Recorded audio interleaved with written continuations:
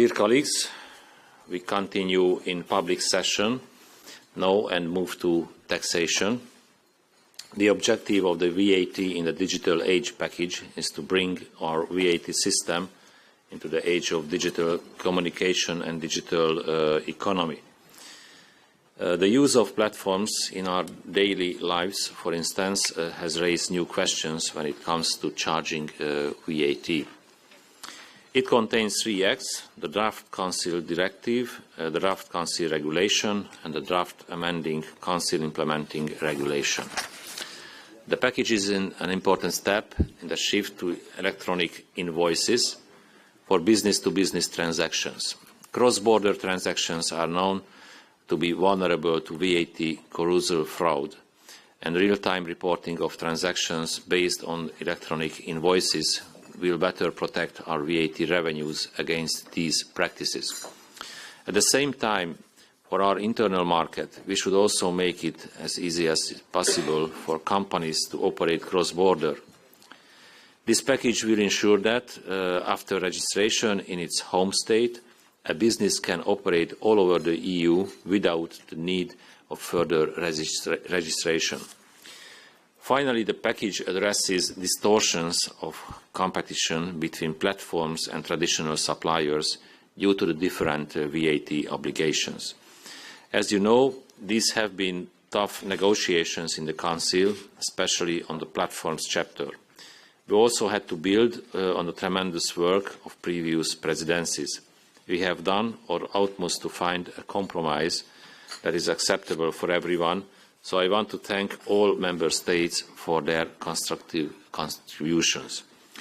I would now like to request you to lift all remaining reservations on this file, but before I open the floor, I would like to pass the floor to the Commission.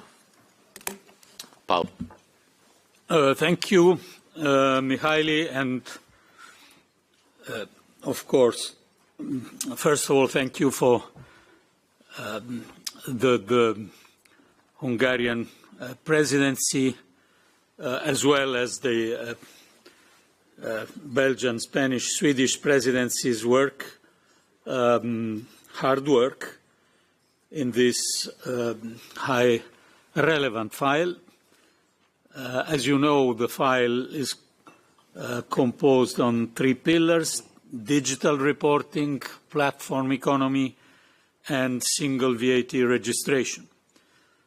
A compromise has finally been reached on all 3 pillars of the package. I also note the commitment of the Council to examine some important connected elements in the context of the customs reform. I also recall the positive opinion of the European Parliament, which of course need to be confirmed for this initiative. It took time and effort to reach that stage. In the weeks after May,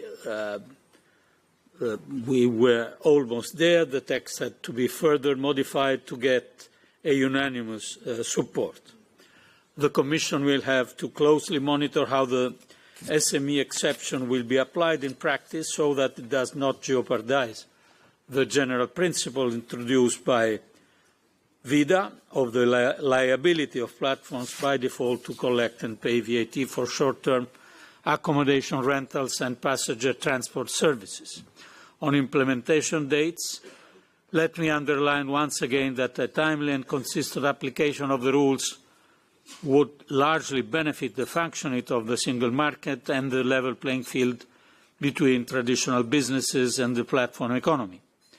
Public finances of all Member States will also benefit from an early entry into force.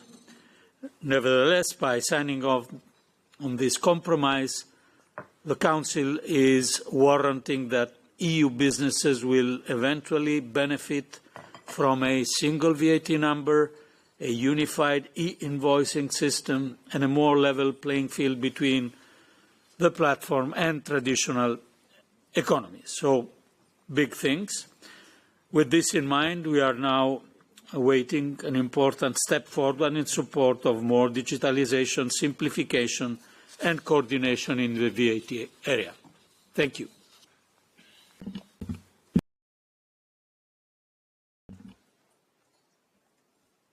Thank you, Paolo. Would anybody want to comment? Jürgen, please, the floor is yours. Thank you. I want to thank everyone for good cooperation. During the discussions, we reached a very good compromise. We agree with it. With two pillars, we have agreed from the very beginning, and by now we appreciate the result about the platform economy as well. Thank you. Thank you, Jürgen. Marcos, followed by Vincent. Thank you, Chair. And very quickly, just to thank you for all the efforts, to thank also previous presidencies like the Belgian one and the Commission and colleagues in order to reach this compromise. We know, you know that we attach great importance to this file. We are firmly committed to it, and we have a statement that we kindly request to include in the minutes of the ECOFIN. Thank you. Thank you, Marcos. Vincent? Yeah, also very quickly and very brief. Of course, we are very thankful for all the efforts by the previous presidencies, but also by your presidency, Mihaly, for the work that is done, and to actually be able to deal with all the concerns of the different delegations. Very happy with this compromise and with the text that is now on the table. I think that the importance of this package cannot be underestimated. All the work or the measures in this ViDA package will ensure that the VAT world is fully connected to the digital world. And we, of course, now hope, and I think that it's important, that this package now is quickly adopted in all parts and that it can go into force. Thank you very much. Thank you, Vincent. Any comments? No. Thank you very much indeed, Marcos and Vincent, and of course Paolo and all colleagues around the table. Over the past 2 years, we spent a lot of time to find a compromise text in this issue. So I would also like to thank my entire team for the immense efforts they have made, as well as the previous presidencies for the important work that has led to this success. Now, on the next steps, in order to reach an agreement, we have made a number of substantial amendments to the original Commission proposal for the amending directive. Therefore, a decision should be taken to be reconciled to the European Parliament.